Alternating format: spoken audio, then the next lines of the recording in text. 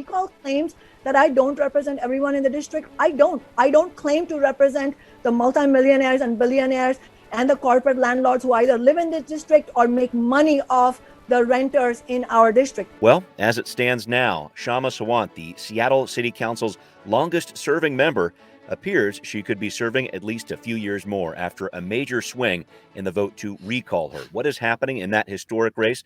What's the new battle brewing between the City Council and the City Attorney-elect? And how does Seattle's Human Services Department clean up its act after a financial scam that cost the city more than $800,000? Well, guess what? We are tackling those stories and a whole lot more this week on Seattle News, Views, and Brews, your coffee break political podcast. I'm Brian Callanan. I'm a host on Seattle Channel. The views expressed here are my own. And joining me is the one and only Kevin Schofield of Seattle City Council Insight. Kevin is ending SCC Insight at the end of the year, but he's finishing strong and working with me on this stuff. Kevin, I'm trying to figure out what you're going to miss the most about covering City Hall. Is it going to be the constant pinging of your email app as political campaigns send you information in the middle of the night? Maybe it's the joys of people who write comments on social media. What do you think? It's Twitter. It's Twitter.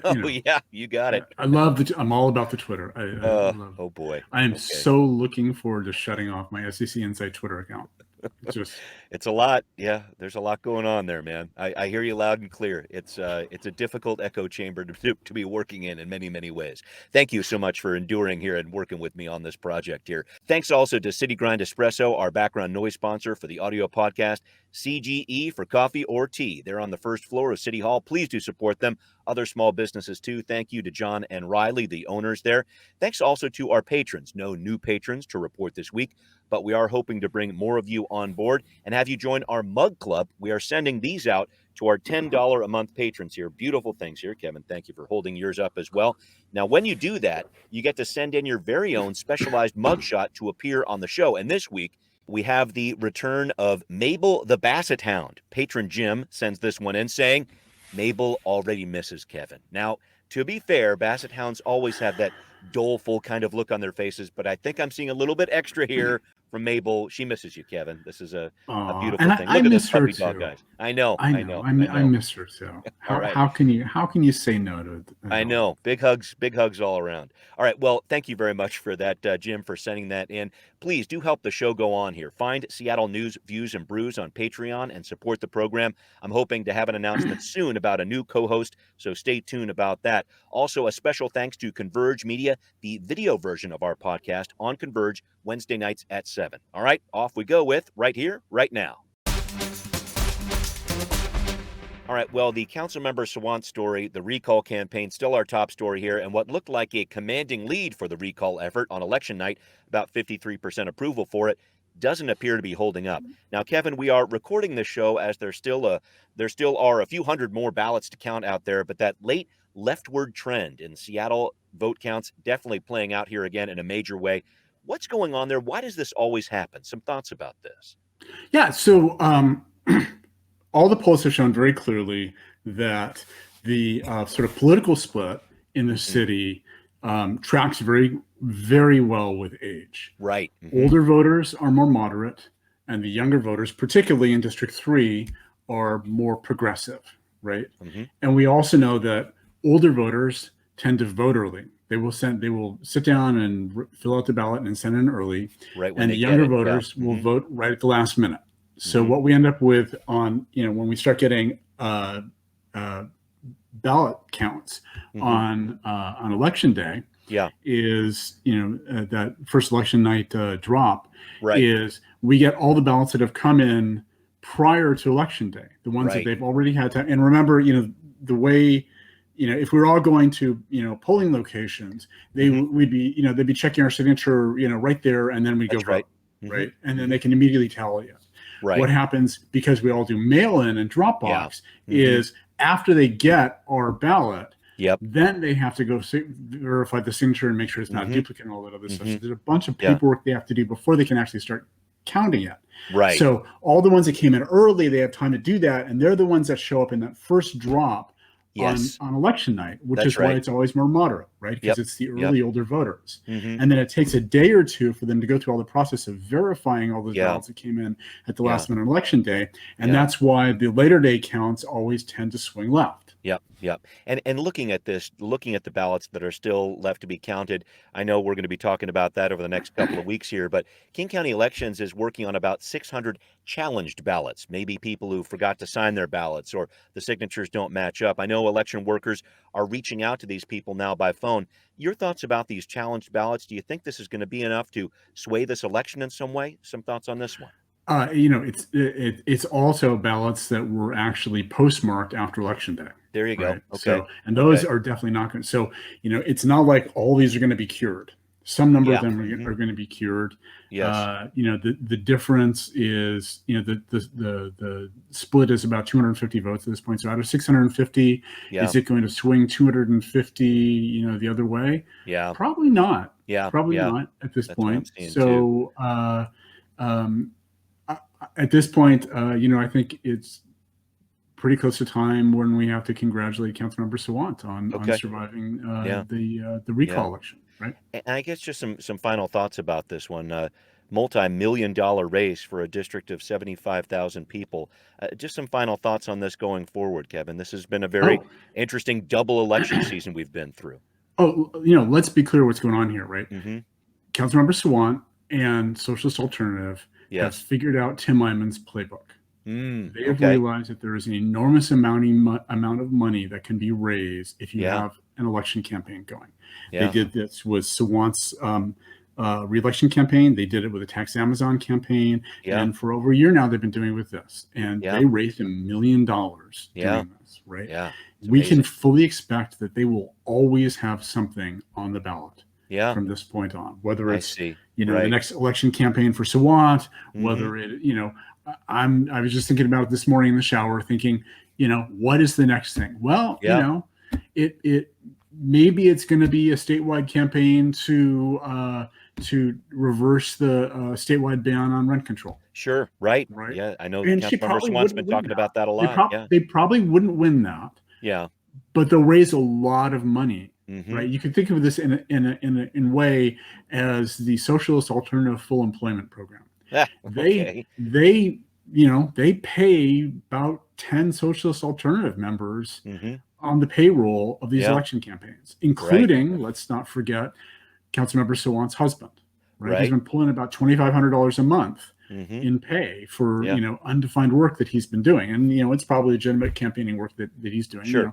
They don't have to go into the details of what exactly that work is for him or for any of the other Socialist Alternative people on the payroll. Some of them aren't even in Seattle. Some of them are Minneapolis and Philadelphia and places like that. But they are raising a lot of money to pay Socialist Alternative members and keep them on their payroll and keep them actively working by doing these election campaigns. And this is again the same thing Tim Eyman figured out on the right. Right? Just keep it coming. There is money. There is money to be made doing this, and should fully expect they're going to keep doing it. Wow. Well, I wanted to follow up on another election fallout story, if you want to call it that, I suppose. And it's actually on the city council agenda this week. They are jamming so much in before the winter break here, folks. We're talking about changing the name of single-family zoning to neighborhood residential, a new date to end the hazard pay ordinance the council put in place, a new Indigenous Advisory Council, a blur of activity here. But I want to focus on this one ordinance that is set for a vote this week. It's raised some concerns from City Attorney-elect Ann Davison. We're talking about the city charter here. It says the council cannot mandate diversion programs for the city attorney's office. It was trying to do that earlier, but the council can define the duties of the city attorney by ordinance. So now the council wants to mandate this long list of reports from the city attorney's office and also notify the council 90 days in advance of any changes to the pre-filing diversion programs it uses right now. I wanted to give all that background, Kevin, because I know City Attorney Davison is very upset about this. What's going on here? What's the pushback? Okay, so the city council has been pretty clear that they're concerned that City Attorney-elect Ann Davison is not going to embrace pre-filing diversion programs the way that her predecessor has, and the way that the council has fully embraced it. Yes, right. It's a, city council sees that as a very important policy initiative for them, right? And they've put a lot of money for a number of years into pre-file and diversion programs. And in fact, they've expanded a little bit in the 2022 budget. Right. So what they initially really wanted to do was mandate those diversion programs. Right. But the city charter says that it's very clear that the city attorney basically has sole supervisory responsibility over all litigation in the city. Right. And what that means in practice is that only the city attorney has what they call prosecutorial discretion. Easy for me to say, right? Discretion over which cases get prosecuted. Yes, right. And or which ones go off to diversion programs instead. So the city council cannot mandate it. But the next sentence in the city charter after that, actually, I actually think it's the same sentence. The second half of the same sentence says that the city attorney's office also has any other duties as prescribed by ordinance. By ordinance, which means the city council can give the city attorney other duties. Right? Yes, they can't take away any of that prosecutorial discretion power, but they can add other duties. So what the city council has done in this ordinance that they're pushing through is to basically define an extra set of duties for the city attorney in reporting on diversion programs, a whole bunch of statistics, some annual reporting, some quarterly reporting on that. Right. And then they added at the last minute another amendment came from Council President Gonzalez, about that 90 which days basically warning. said that the city attorney has to give 90 days advance notice to the city council before they make any material changes to the implementation of diversion programs. Right. And the city council is saying they're doing this because they're putting a lot of money in this, and this is part of their budgetary and oversight responsibilities. They want to make sure that the money is getting spent the way that they intended for it, and give them the heads up so they could pull back the money so it doesn't get diverted into something else. And that's kind of cover for what they are really trying to do here. Now, the bill was in committee this past Thursday. And there was some pushback, in committee. But Davison found out about it first, just a week before that. The previous Thursday, one day before it was actually introduced on the official, council introduction referral calendar. So she had basically no advance notice. And then 2 days before it was heard in committee, and Tuesday last week, Ann Davison had her first meeting with a council member. Councilmember Lewis, who's one of the co-sponsors of this bill. They briefly talked about it, according, from what I've heard from both Davison's team and directly from Councilmember Lewis. They briefly talked about it. Davison asked if Lewis would hold this bill for a while, and so that she could have some time to look it over and sort of understand this, and think about any issues that come up. Lewis said he would consider that, but in the end, they did not hold it at all. And in fact, this amendment with a 30-day advance notice, she got no notice of that, and before it was brought up in committee. So they've really kind of largely kept her out of the loop on what's going on with this bill. And the council members in their committee said, well, we see this as just harmless reporting, right? We're not impinging or infringing on the city attorney's powers of prosecutorial discretion. This is just reporting. We do reporting stuff all the time, although they, really don't do it this way very often. Normally, they do it as part of a budget proviso or a statement of legislative intent, or they ask nicely. They haven't even asked. They're just saying, we're just going to stick this in an ordinance, right? So Davison's response to this was the classic City Hall thing that we've talked about before. she sent a passive aggressive memo to the city council. Here we go again. Last Thursday morning before this committee, saying, I'm pretty upset you guys are pushing this through without really consulting with me at all. About this. And oh, by the way, I'm finding lots of issues. There's an enormous backlog of prosecution in the city attorney's office on things like violent crime, domestic violence, assault, use of a weapon. More than 3,000 cases, she's saying. And how we got to that point is a little complicated because we certainly know over the last few months there have been reports that there's a large number of vacancies in the criminal division within the city attorney's office. Yes, so they don't that's right. have a lot of criminal attorneys right now to actually go prosecute this. Do the but work, yeah. According to, Davison's transition team, what they found out is, that this backlog has actually sort of been a bit of a roller coaster for several years up and down, right? Yeah. It's never been this bad as near as they can tell. Right. But there's been a backlog for a long time. So Right. there's a lot of sort of sniping back and forth about, what's the deal with the backlog on this? Why are they pushing this through so quickly? And the council members are still going, hey, look, we're trying to, get this report done. Exercise our oversight and budget authority to do this. And, in the meeting last week, Councilmember Peterson asked again, hey, can we hold this so that like I can spend some more time and think about this? Sure. And he didn't get any support from that from the other council members. So they are ramming this through. In fact, they had a divided vote in committee on this. Which usually, which usually means they wait an extra week before they bring this up at full council for final vote. Not doing that this time. It's going to be up up on Monday afternoon for this. So they are really just slamming this thing through. Yeah, and it was interesting to me. There's a lot going on with the Davison, the incoming Davison administration for the city attorney's office.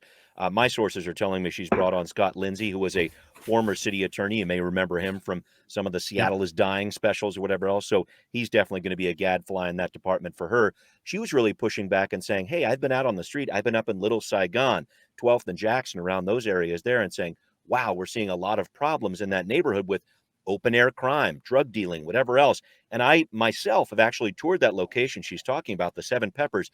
It's very, very scary. She's pointing to some stuff that is not being prosecuted, that is not being taken care of. And I think she's trying to take a different angle on it. Or how do you look at that, Kevin? She's pushing back specifically with that piece.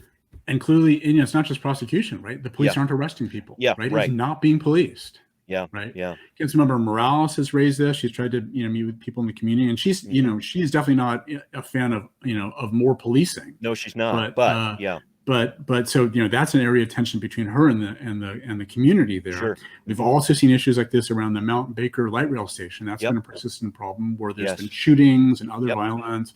And, just last week, there's an op-ed piece in the South Seattle Emerald talking about those issues and the effect that it's having on the local community there. Sure. Right? So, and again, that's in Councilmember Morales' district, and she's been catching a lot of flack about that and trying to pull together something that she feels is, acceptable to kind of move that forward and improve public safety. So we do have these public safety issues coming up in the city, and we're going to have to wrestle with how much policing do we do about that and how much prosecution we do around that, and what the proper role of diversion programs, both pre-booking and pre-filing diversion programs are in dealing with this. Yeah, a big reckoning coming ahead for the city attorney's office and the city council. Thank you for breaking that down, Kevin. All right, up next, it's being called a new way of approaching homeless encampments in the city of Seattle. How is it working? Is it sustainable? We're going to break it down on Now Hear This.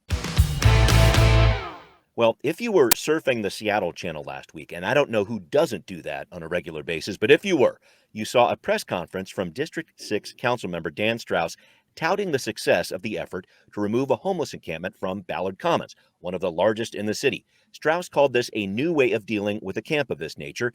The city did a census of the camp back in August, then a needs assessment of the people there in September, and then finally moved people into shelter, shut the park down, and fenced it off here in early December.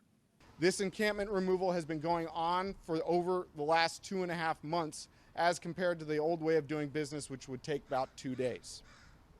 That's why we're seeing a different success. Well, Kevin, we saw business groups like the Ballard Alliance backing this, service providers like Reach. Do you think we are entering a new era of dealing with homeless encampments in Seattle? What do you make of this?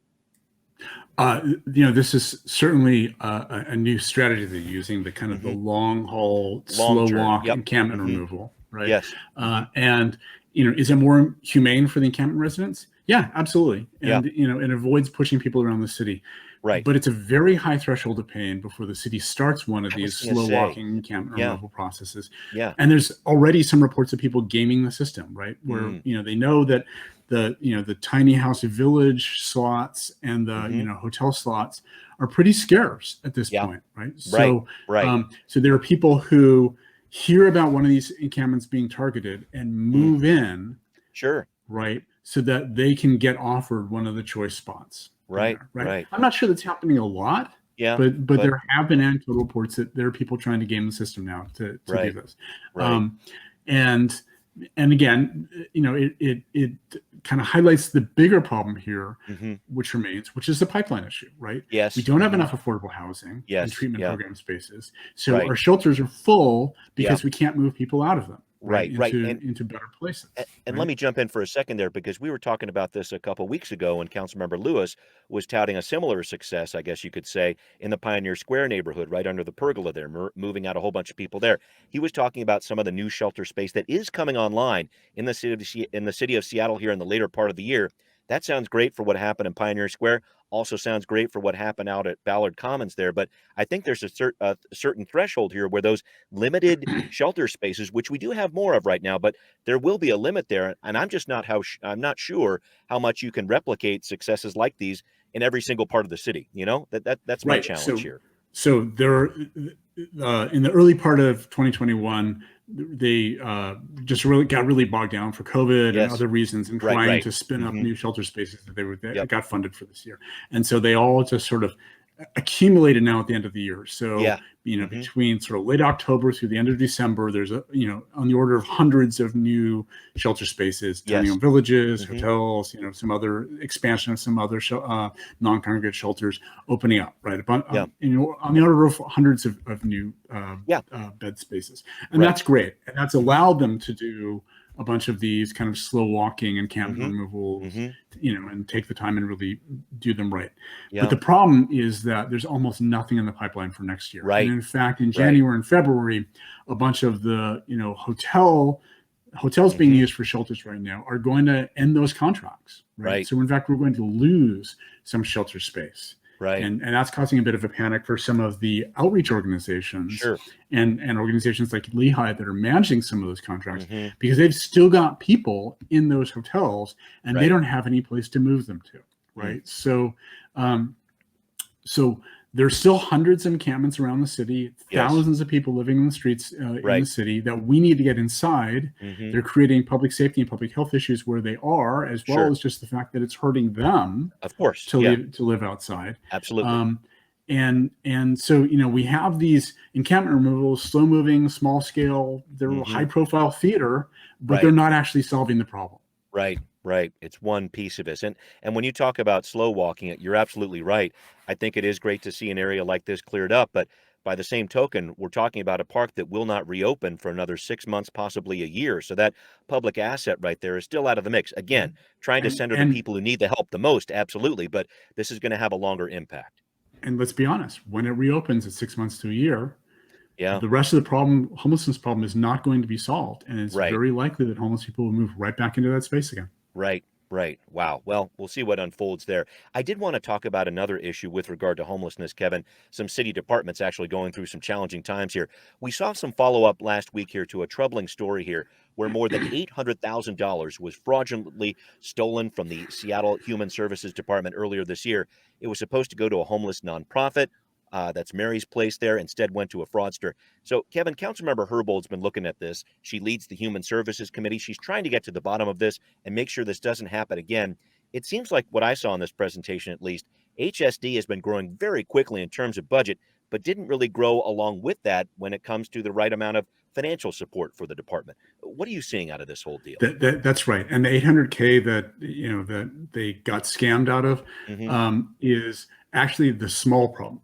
The big $27 million problem is that because HSD has kind of been overwhelmed, they, as you mentioned, their budget grew by hundreds of millions of dollars over the last few years. They also city switched to a new accounting system. 2018, right? HSD's finance staff got overwhelmed by all this. They've added a bunch of impact.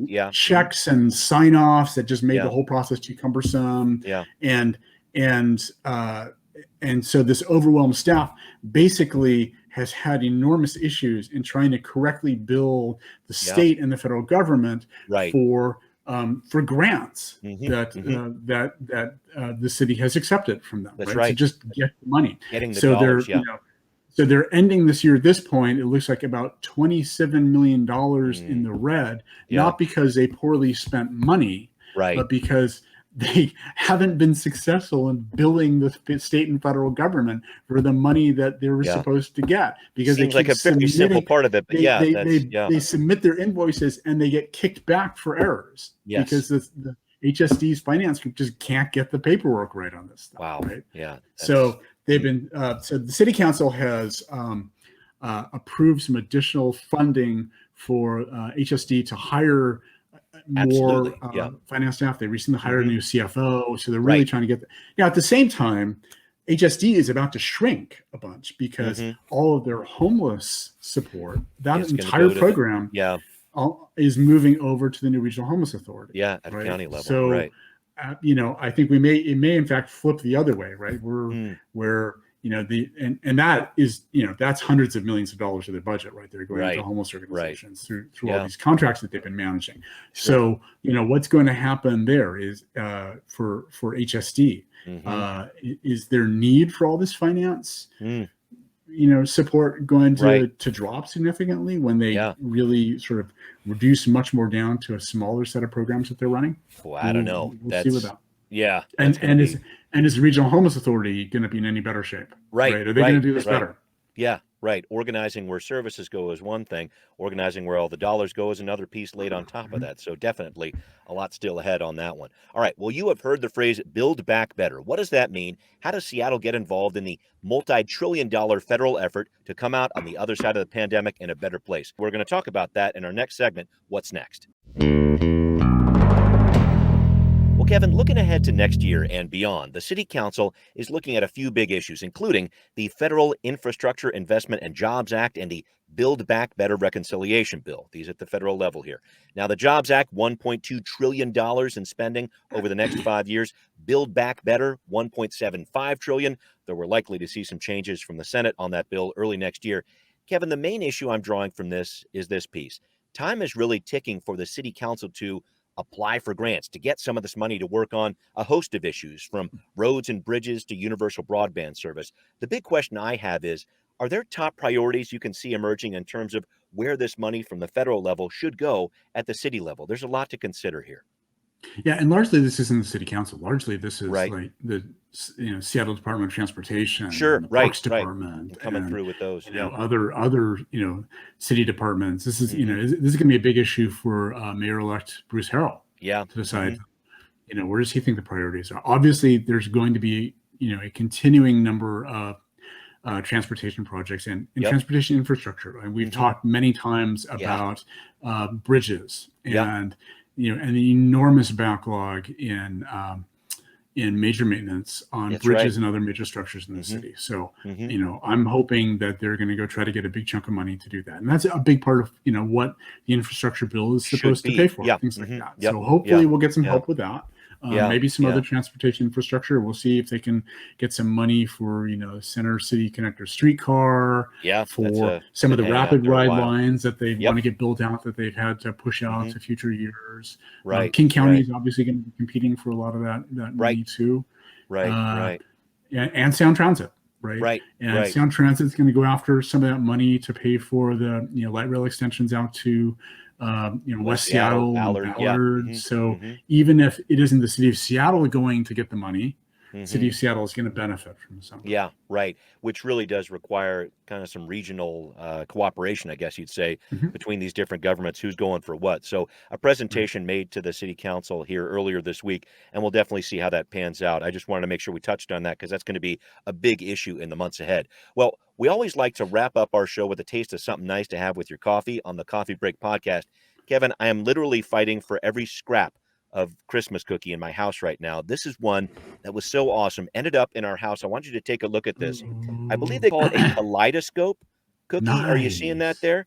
So I believe how that, have you seen this kind of, so I believe how this works is you get like a bunch of tubes, if you will, of dough and different colors or whatever else, then kind of like wrap them together, smush them together or whatever else, then kind of cut them into cross sections and make cookies out of them.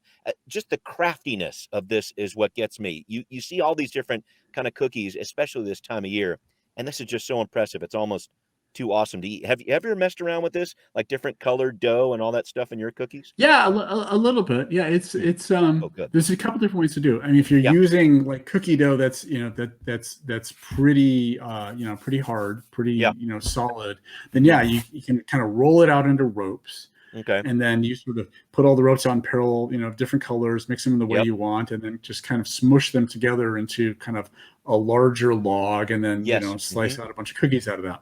There's also really interesting if you're working with kind of a thinner dough. Here we go. There are approaches you can do to get all sorts of interesting colors like this if you're piping them out from a piping bag. Right? Oh, okay. And sometimes if you're careful, you can do it by how you arrange the dough inside the piping bag. But what they often do is they'll actually take the color and they'll smear it on the inside of the bag. Yes. And then put the dough inside, and it picks it up off the side of the bag. Oh, there as you go. It's going out. So like there's and each of those gives you these different kinds of effects of it. This is right? what this is. Or if you want like weird swirls and things like that, then you can you can just kind of take a bit of it and mix it in with your dough as you're putting it into the piping bag, and it just comes out in interesting kind of unpredictable patterns. That's awesome. Which is kind of cool. That's awesome. Yeah, I feel like I'm seeing weird swirls just walking around the house because I've consumed so many of these right now. Yeah, but it's all the sugar. I'm gonna try to calm it down. Good sugar high going on there. Yeah, I know, just a little nibble to get me through here. Well, Kevin, I always love talking to you about this kind of stuff. I appreciate that. Appreciate all the insight earlier in the show, and we always appreciate all of our patrons. Thanks to everybody who's listening. It's Seattle News, Views, and Brews, where you can always find out what's brewing in local politics. Subscribe on iTunes, Spotify, wherever you might listen. Again, please do support our show on Patreon. Always appreciated. Thanks for watching on Converge Media 2. We will see you next time. Seattle News, Views, and Brews is an independent production of Callanan Media Services. Copyright 2021.